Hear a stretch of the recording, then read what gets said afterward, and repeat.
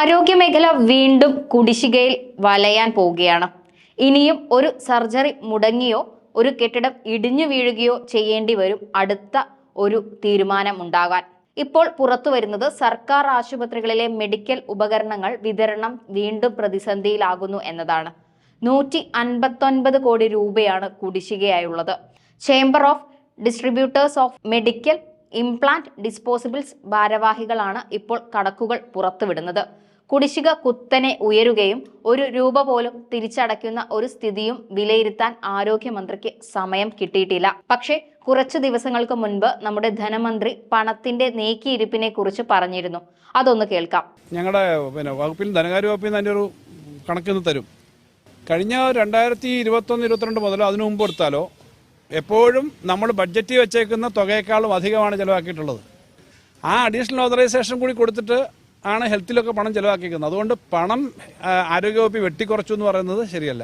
അതായത് ധനവകുപ്പ് എല്ലാം ആരോഗ്യ മേഖലയ്ക്ക് കൊടുക്കുന്നുണ്ട്, പക്ഷെ അതവർ ഉപയോഗിക്കുന്നില്ല എന്നാവും മന്ത്രി പറയാൻ ഉദ്ദേശിക്കുന്നത്. ഇപ്പോൾ ആരോഗ്യ മേഖല വൻ പരാജയമായിരിക്കുകയാണ്.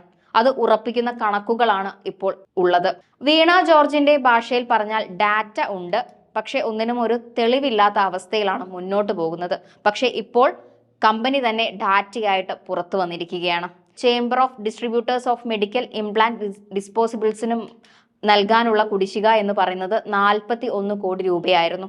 ജൂലൈ 10 ശേഷം ഇവർ നടത്തിയ എക്സിക്യൂട്ടീവിലാണ് തുക വിലയിരുത്തിയത്. അതാണ് ഇപ്പോൾ 159 കോടിയിൽ വന്നെത്തിയിരിക്കുന്നത്. സാധാരണ 90 ദിവസത്തെ ഇടവേളകളിൽ ഉപകരണങ്ങൾ നൽകുകയും 6 മാസത്തിനുള്ളിൽ കുടിശ്ശിക തീർക്കുകയുമായിരുന്നു രീതി. പക്ഷെ ഇതൊന്നും ഇപ്പോൾ നടപ്പില്ല. അതാണ് 2 വർഷമായി ഇത്രയും വലിയ തുക കുടിശ്ശികയായി കണ്ടുവരുന്നത്. കോഴിക്കോട് മെഡിക്കൽ കോളേജിലാണ് നിലവിൽ കണക്കുകൾ പ്രകാരം കൂടുതൽ കുടിശ്ശികയുള്ളത്. 35 കോടി രൂപയാണത്. രണ്ടാം സ്ഥാനത്തുള്ളത് നമ്മുടെ തിരുവനന്തപുരം മെഡിക്കൽ കോളേജാണ്. 30 കോടി രൂപയാണത്. അതായത് കോഴിക്കോട്, തിരുവനന്തപുരം മെഡിക്കൽ കോളേജുകൾ ആകെയുള്ള കുടിശ്ശിക 65 കോടി രൂപയാണ് സർക്കാരിനുള്ളത്. കൂടാതെ മെഡിക്കൽ കോളേജുകളിൽ 4 ഇരട്ടി സ്റ്റോക്കും chamber of distributors of medical implant distributors നൽകുന്നുണ്ട്. അതായത് കത്ത് കിട്ടി ആരോഗ്യമന്ത്രി ഒരു നടപടി എടുക്കേണ്ടതുണ്ട്. ഇപ്പോൾ ഇവർ തീരുമാനിച്ചിരിക്കുന്നത് ഡാറ്റകൾ സഹിതം ആരോഗ്യമന്ത്രിക്കും മേലധികാരികൾക്കും കത്തുകൾ നൽകാനാണ്. ഈ കത്തുകൾ കിട്ടി മന്ത്രി ഒരു തീരുമാനമെടുത്താൽ മാത്രമേ ഇനി ആരോഗ്യ മേഖല ചലിക്കുകയുള്ളൂ. അത് മന്ത്രി ചെയ്തേ തീരൂ. നിലവിൽ ധനമന്ത്രി 146 കോടി രൂപ ആരോഗ്യ മേഖലയ്ക്ക് നൽകിയതിൽ വെട്ടിക്കുറച്ചു എന്ന ആരോപണങ്ങൾ നിലനിൽക്കുന്നുണ്ട്.